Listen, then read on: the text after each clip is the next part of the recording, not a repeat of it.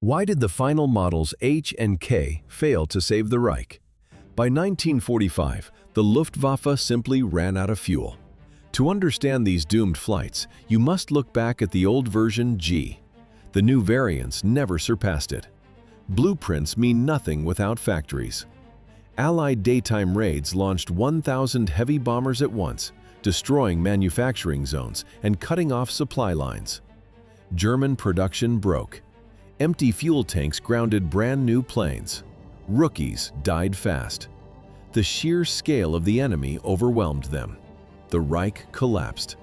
Surviving fighters fell back to intercept American bombers over German airspace. Engineers attempted to make the aircraft deadlier, but they actually turned it into easy prey for the P-51. The Gustav modification became the most common obsolete airframe thrown into the air defense of the Reich. Mechanics hooked a 500-kilogram bomb under the belly. Ground crews bolted 20mm cannons directly beneath the thin wings, turning the lightweight fuselage into a heavy truck. A 30mm cannon replaced the older nose armament, designed to fire straight through the propeller shaft. Two 13mm machine guns sat right above the engine block, and some units mounted unguided rockets intended to break up bomber formations. Commanders expected a heavy bomber destroyer, but they received a sluggish target for American escorts. The Daimler-Benz motor groaned loudly, straining to pull this overloaded metal off the dirt runway.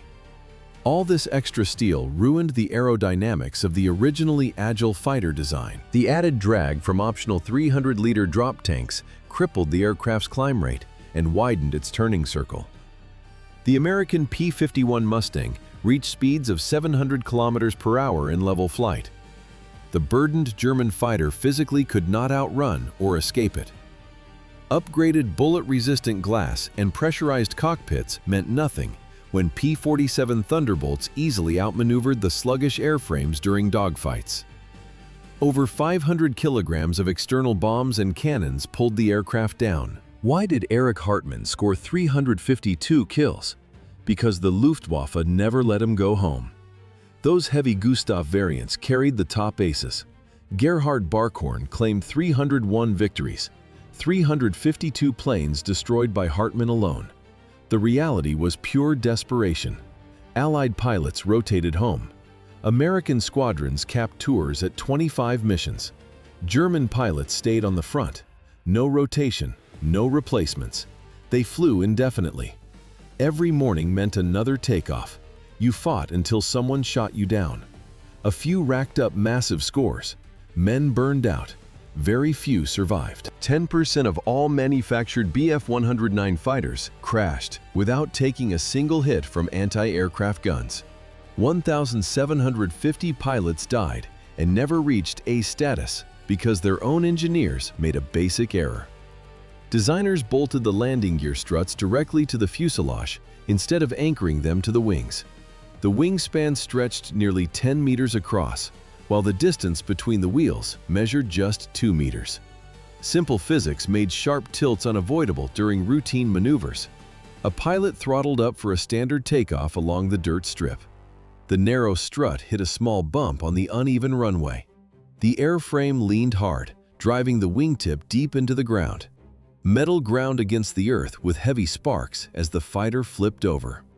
During training exercises alone, the Luftwaffe lost 10% of all Bf-109 fighters ever built to this specific flaw. As the war shifted to the North African campaign, abrasive dust and thick sand finished off whatever the concrete European runways missed. Mechanics baked under the African sun. They bolted bulky sand filters onto air intakes. Concrete was gone. They fought sand. Sahara sandstorms choked engines dead. A motor lasted just a few sorties. Engineers scrambled. They patched the fighter on the fly. Drop tanks were hung for extra range. The original design was flawed.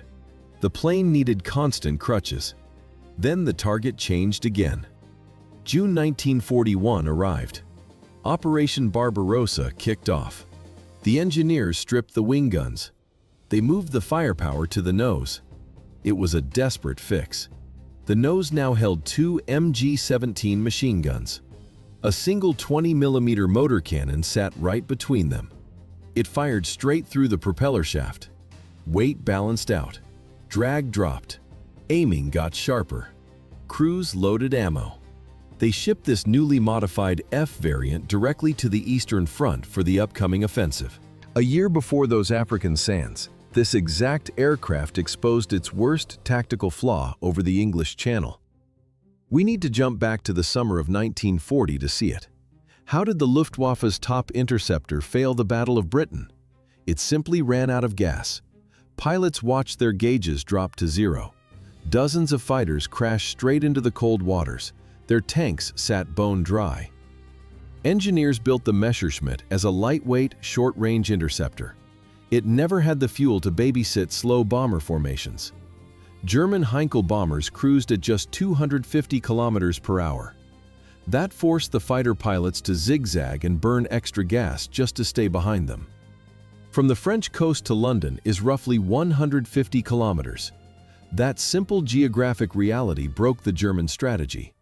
By the time the fighters crossed the water, they had exactly 15 minutes of fuel left for combat over British territory. One dogfight, a few tight turns, any longer, and they would never make it back to base. But inside those 15 minutes, the air combat became a pure physics lesson. The Spitfire could turn tighter. The Messerschmitt could climb faster. The real difference hid deep inside the engine block. The German plane used direct fuel injection. The British Spitfire relied on a standard carburetor system. A Spitfire pilot pushes the stick forward to escape. The aircraft drops into a sharp negative G dive. The float in the carburetor flips up. Fuel delivery cuts out immediately. You hear the heavy, sudden sputter of a choking engine. The motor completely stalls. Meanwhile, the German pilot calmly points his nose straight down. He dives away on uninterrupted direct injection. British crews eventually adapted to this flaw. Pilots learned to roll their planes upside down before diving. This maneuver kept positive pressure on the fuel lines. The Luftwaffe pilots had no quick fix for their tiny internal fuel tanks. Time after time, they had to abandon the slow bombers and run for France. They left the heavy aircraft entirely defenseless against British interceptors. The cost of that early design compromise was massive. The air campaign collapsed. By the end of the operation, the British destroyed over 600. One all-metal fuselage easily dominated hundreds of outdated biplanes. Where did that legendary myth of German air invincibility originate? The route traces back 4 years earlier to the Spanish Civil War. The military command dispatched early prototypes to the front lines, treating the conflict as a live firing range. The deception worked perfectly. Engineers pitched a closed cockpit and an all-metal frame against the frail canvas and wood of older enemy biplanes. Wooden enemy aircraft flew at speeds 1.5 to 2 times slower than the German monoplane, turning into easy targets. They added retractable landing gear folding into the belly to cut drag. It was a slaughter. The enemy had no chance. Pilots quickly gathered combat data in a risk-free environment. When the invasion of Poland began in 1939, the aircraft built a massive reputation on these inflated victories. They faced obsolete Polish squadrons unable to match the top speed of modern machines. These combat tests created a comfortable illusion of total aerial supremacy. By the dawn of the Polish campaign, the 109 officially became the primary fighter of the Luftwaffe. Spain was just the start. Years of covert Bavarian rearmament spawned a grim paradox. The most mass-produced fighter in history killed thousands of its own men. 33,000 units. Assembly lines built them in under a decade. That volume equals Monaco's entire population today. Aces claimed over 300 confirmed kills. They flew fast. They hit hard. Designs changed constantly. Wrecks piled up. The lethal flaw stayed unfixed. 1,700 German pilots died before ever meeting the enemy. How do you answer the 8 machine guns of a British Spitfire? By installing 20mm cannons. Those mounting pilot fatalities paid the bill for a desperate arms race, as engineers crammed maximum firepower into a single narrow airframe. Initially, they fitted just 2 MG-17 machine guns directly above the engine block, 500 rounds each. A mechanical synchronizer linked the gun triggers straight to the engine shaft. Gears spun at 2,500 revolutions per minute. The machine gun fired straight through the propeller arc. Hot bullets sliced the empty air between the spinning metal blades. One slight timing error meant shooting off your own propeller. Then, German intelligence confirmed the British Spitfire was entering service. It carried 8 .303 caliber Browning machine guns spread across its wings. German designers scrambled to escalate. They immediately doubled the MG-17 ammunition load to 1,000 rounds per gun. Then they squeezed in 2 20mm cannons. Each wing held a heavy drum magazine loaded with 60 shells. The rate of fire hit 750 rounds per minute. The drums emptied fast. 15 seconds of continuous shooting equals the duration of a short green traffic light. To maximize aircraft damage in that tight window, the Luftwaffe deployed Menengeschoss. These specialized high-explosive shells packed 18 grams of PETN explosive inside a thin steel wall. They detonated on impact, ripping huge holes in enemy aluminum. Later, engineers forced a third cannon directly behind the engine. It fired straight through a hollow propeller hub. Internal barrel alignment had to be perfect, but the lightweight airframe could not handle the kinetic stress. Harsh vibration from the central cannon's recoil shook the entire fuselage. 2 machine guns and 2 explosive cannons stood against the 8 machine guns of the Spitfire. The firepower looked superior on paper, but under heavy combat stress, the overloaded mechanics failed. The weapons jammed. 610 kilometers per hour. Long before the mechanics worried about jammed weapons, this prototype appeared at the August 1936 Olympic Games in Berlin to deliver a political statement. A designer named Willy Messerschmitt built the airframe at the Bayerische Flugzeugwerke, which gave the fighter its famous BF designation. The regime needed a powerful propaganda tool to show off their renewed strength to the world. But this whole grand display of national pride relied on a quiet, embarrassing secret hidden under the cowling. Over the packed stadium stands, the crowd heard the distinct roar of a liquid-cooled V12 British Rolls-Royce Kestrel engine driving the supposed masterpiece. German engine manufacturers were still struggling to catch up with their foreign rivals. The record-breaking debut was nothing more than a carefully staged facade bolted to a foreign core. Eventually, ground crews tore out the British parts and installed a homegrown Daimler-Benz motor. How do you build an armada without an air force? You fake it. The British motor swap was a minor trick.